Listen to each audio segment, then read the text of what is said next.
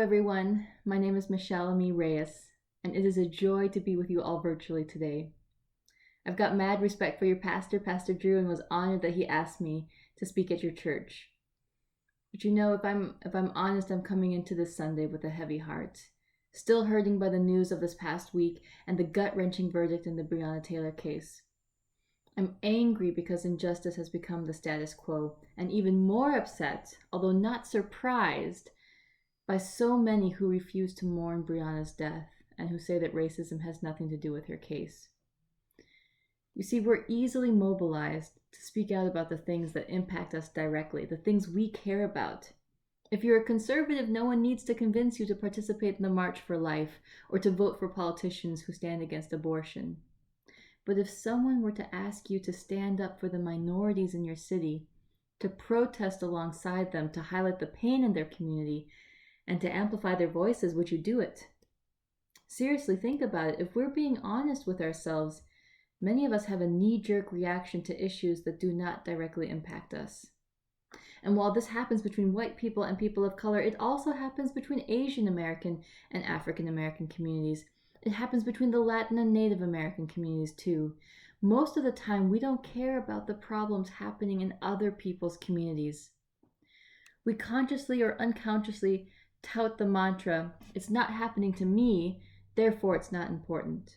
Or worse, "It's not happening to me, therefore it must not be true." Asian Americans who talk about their experiences of racism during COVID-19 are called snowflakes. The Black community cries out after the murder of a Black man by armed white civilians and hunted down a street, and evangelicals question whether the boy is to blame. Native Americans plead to have conversations on things like stolen land, and we turn a blind eye.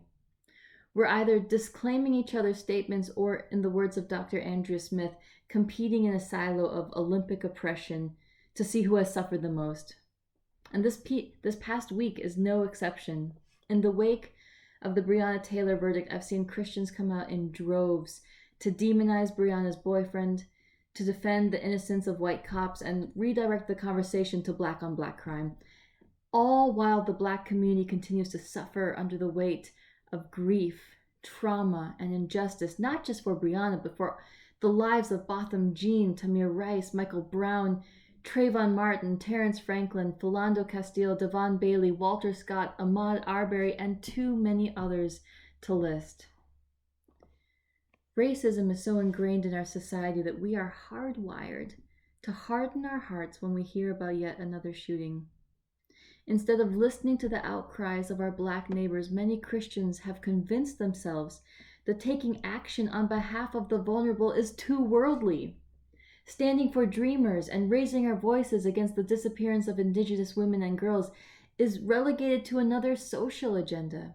It's all a ploy by liberals, progressives, and neo-Marxists, and we're not going to touch those ideas with a 10-foot pole. Or they see it as too political, and we're not supposed to be political as Christians. When the call for Black Lives Matter rings out, instead of seeing the importance of that statement and hearing what is being said, many Christians try to mute the point, saying all lives matter. We respond this way when things aren't personal. We don't get involved because we have little to no connection with the people whose situation we are dismissing or condemning. And to be frank, this is selfish and wrong. We, as followers of Jesus, need a new starting point. Justice shouldn't be something we discuss from one singular point of view. We need to get out of our own heads, and we need to step out of our own history and our own story and be willing to embrace other cultural groups and listen to other stories, especially those who have been oppressed. In Scripture, those who have no power and those who have been oppressed are considered the weak. And in 1 Corinthians 9:22, Paul writes, "To the weak I became weak, to win the weak." Now, what Paul is saying here is revolutionary. He's telling us that when it comes to caring for the weak, that is the poor and the oppressed amongst us, we need to become them. When we interpret the word weak within the context of the rest of 1 Corinthians, we see it means a couple of things. If we go back to 1 Corinthians chapter 1, verse 27, Paul uses the term weak to contrast a group of people against those he considers arrogant. This group included those in the church who were made to feel inferior because they were not exercising their rights in relation to the gifts of the Spirit, such as wisdom or knowledge. But it also included people who had no status in the world's eyes, no power, no patronage, and no great wealth. These were people suffering at the hands of the elitists, and they were regarded by them as less than adequate because they didn't have material possessions. So when Paul says in verse 27, God chose the foolish things of the world to shame the wise, God chose the weak things of the world to shame the strong, he's creating a dichotomy between the strong and the weak, between those who have power and those who don't. More importantly, just as it says in verse 28, God chose the lowly things of this world and the despised thing, Paul follows this pattern by personally choosing to become the weak and to lay down his power and privilege too. Becoming the weak is a new and different charge from Paul, distinct from his commentary in the rest of 1 Corinthians 9 verses 19 through 21 on becoming like Jews or becoming like Greeks. This is not just about learning how to appreciate and adapt to other people's cultural expressions, traditions, and lifestyles. When real problems of inequity and injustice are at stake, Paul says we need to step into these people's shoes and treat their problems as if they were our own. We need to address verbal, emotional, and physical attacks against a person of color through that person's eyes and not our own. We need to exercise solidarity, as Paul did, with the vulnerable by declaring, I am weak, and then project our imagination into their world, doing our best to understand what they are experiencing. When we talk about the weak in Scripture, we also have to think along racial lines, because within any society, the division of the weak and the strong will often have racial dynamics. There's just no way of getting around that. The subdominant groups are typically weak because they are the minority in that culture. And this is not meant to be derogatory or suggest that people of color are inadequate in some way. It's simply a contrast with the arrogant, who are strong, often possessing great power and privilege. And by and large, within human history, minority groups are more vulnerable. And I believe that if Paul were speaking to us today, he would demand that we give up our status and power to care for people of color at the margins of society and to make sure that exercising of our rights isn't putting them in harm's way. This isn't a liberal agenda. Paul's discourse on the dichotomy between the strong and the weak is important because it's a gospel issue. When the powerful abuse the weak, when the privileged trample over those who are powerless or fail to care for their pains as they suffer, it leads the weak to stumble. In James 5 verses 1 through 6, for example, the rich are condemned for their mistreatment of poor day laborers. The author describes how the rich withheld equity and justice in the relationships and equates it to murder. The arrogance and disinterest of the rich not only harms the bodies and the livelihood of the poor, but also affects their acceptance of the gospel. So Paul is willing to become all things, including becoming one of the weak, so that, and if we go back to 1 Corinthians 9:22, by all possible means, he can save some. And if this is true, disregarding the need of the weak is akin to diminishing the gospel. 1 Corinthians 9 verses 19 through 23 is a charge to Christians to do whatever it takes without disobeying the law of Christ to gain people for Christ. And this includes interrupting cycles of pain, oppression, and injustice in all its forms. We can only do this properly when we step into the shoes of those who are hurting. For us today, this means taking on the mindset and identity of a minority in this country. The only way you can become the weak is by learning to live like one who is disempowered and oppressed, seeing life through their eyes, mourning the way they do, and fighting against their systems of oppression as if they were your own. So my challenge to you is this: no matter who you are, live your life as a minority. There is no greater challenge than this. We have the capacity to do this. It is possible, but all of us have to teach ourselves how to work these muscles. And I want to give 3 practical ways to get you started down this path. The first is to let minorities lead the conversation. There are many stories in Scripture where someone is oppressed and justice is rendered by allowing their story to be heard. God cares about our stories, and his commitment to narrative justice flows throughout the Scriptures. Consider, for example, the book of Judges. Here we read story after story of injustice, including the assault, rape, and murder of an unnamed woman in Judges 19. This is a horrific murder, and when the people of Israel learn of it, they respond in verse 30, "We must do something, so speak up." The heinous, unjust killing of a human being demands a weighty response. But first we must listen and hear what is being said.